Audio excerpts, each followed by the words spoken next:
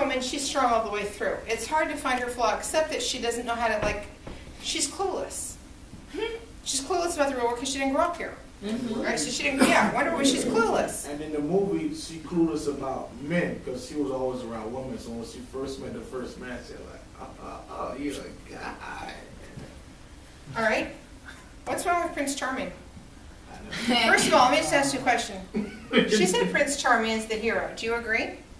I don't know. I never seen it. You haven't seen. You have daughters. Yeah. Snow White. Well, when she get old enough, she'll watch it. Like Cinderella. Sleeping Beauty. Tangled. Tangled! Okay, hold on. What are the other Disney movies? Aladdin. Mulan. Moana. Beauty and the Beast. Beauty and the Beast. Brave. Little Mermaid. Did you get the fact that in that entire list, that only one of them was named after a dude? Right? Yeah. Literally, they have got Princess and the Frog. They have a princess from every culture. And they finally ended up having a guy. Which was amazing because it was like princess, princess, princess, princess, princess. And then some of them, then you've got the cold one, Frozen, right? And the guy does not save the girl. The girl save him? The girl saves the girl. Yep. One girl saves her sister, so it's not the guy that saves her. So he's not even a hero there. All right? But these stories of Prince Charming, yeah, they show up, they kill a dragon, they do stuff, but their story is minimal. The story's not about them. Yeah. The only one where he actually has a story is Aladdin. Everything else is about her. He shows up at the end and kisses her. He shows up at the end and fights a dragon because he's in his way. He shows up at the end, but you don't know anything about him, and he's not all that heroic. Instead, it's her struggle. Interesting. Okay? Hercules, strongest man in the world. All right? Greek mythology. What is his flaw? Every one of these heroes has a flaw. Every one of these heroes has an obstacle they have to overcome. And that's what makes the story great. Because if a story was so easy that here comes the problem and the hero is able to jump over it real fast, the story would be boring. Yeah. So a great story usually has a great villain, but it also has great obstacles that are hard to overcome. Now, if you don't know if you know this, but if any of you have a desire to write great stories, either for children or teens or adults, there is almost like a method to the madness. And the method is this. There is a hero. There is a villain. And there is a great wrong. And we'll talk about plot structure next week. But this wrong that they're going to have to do, they're coming against the first wall. And the first wall is sort of easy to overcome, the first obstacle. And they get through it, but it's a little hard, but they had to put a little effort into it, but it wasn't all that difficult. They were able to overcome that one. And then comes another obstacle, and this one is harder to fight through. Then there's usually at least a third obstacle in the story. The third obstacle is so great that the character almost breaks. It could be death-defying. It could be the final trap. It could be something that the character almost cannot win. It's going to crush, destroy, or kill the character. And that is what makes a great story. Because if it was something so great to overcome, then it was valuable. If it was too easy, it's just another day at the office. You don't think my day is heroic when all I did was paperwork, because you do it every day. You don't think a day was heroic if it was so easy. But my day is heroic if I got a student who has been struggling with math all year and all of a sudden she passed her college entrance exam. That's a heroic day.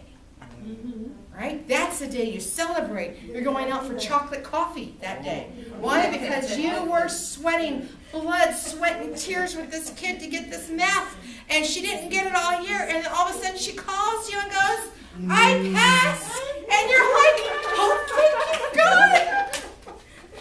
And at that moment, you're in tears. Why? Because you didn't know if she was going to break or you were going to break, but one of you was going down. And now instead of one of you going down or her going down, now the math went down and you conquered it. That is a heroic day. The day she turns around and goes, oh, I finished an assignment, and just turns it in. That's not the heroic day. It's when there was a struggle. It was when there was the fight. And so the reason why all these stories have some sort of flaw is because they have to overcome. And if you notice, every single character in Scripture, save one, every single character in Scripture, save one, has some sort of flaw. Noah, you can't get better than Noah. You all painted on the baby's nursery walls, right? You think about it. You painted the ark, and you paint the animals, and you got the rainbow. You don't. You usually leave out the part where the people are dying on the rocks outside the ship. You leave that one out, okay? But afterwards, nobody turns around and paints Noah getting boozed up and naked in the tent. Nobody talks about that. Nobody goes there and puts it on the baby's wall. Not yet. And yet, that is the very human aspect of Noah, and how you see how God was the real hero in the Noah story, not Noah. Not Noah, yeah. Right? Esther. Esther's a beautiful story. Esther's a girl who got taken, not of her choosing. So much luck got wrong, though. And she's not really thrilled about it. Why is this for me? And then she goes to do her heroic deed, and then she goes, never mind. I'm good. Just wanted to see if you wanted to come to dinner. Okay? I'm making it over And then here. she finally gets there. But she's the one that gets to the thing and is ready for her heroic deed and goes, really, I'm good. I'm good. Yeah. Okay? So every one of your heroes has something they have to overcome, save one. And when Jesus goes to the cross, he overcame your flaw, not his own. That's what makes Jesus' story so amazing, is his hero character. And yes, because it's not just he's a character in a story. Yes, we believe he's not only real, but very real in our lives today. But the Bible was written as a story. It wasn't written as on such and such a date. Now, granted, are there parts about that? This person begat that person begat that person. And this was the father of this person, and then he died, and then he died, and then he died. And let's be honest, that's the part that most of you gloss over. Right? And there's this many people in the army, and they had this many shields, and they had this many swords, and then they went to this many miles away. And again, that's the part you sort of skip down until you get to the next part of the story. Because it doesn't mean anything to you. The part that touches your heart and makes impact is the part where Jesus walks into your life and does something that he overcomes. Again, he's the hero that is overcoming the great villain. And in this case, that villain is not Satan. He overcomes death. And that's that villain that we can't seem to escape. And yet when he overcomes death, that's the part that touches you the most. It's not just Satan. It's not just sin. He overcomes death itself. And that's the part of the story that we weep at. That's the amazing part. All right, so now let's take a look at some characters.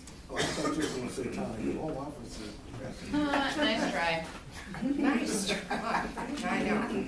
All right, so your first class activity, everyone is going to take one of these.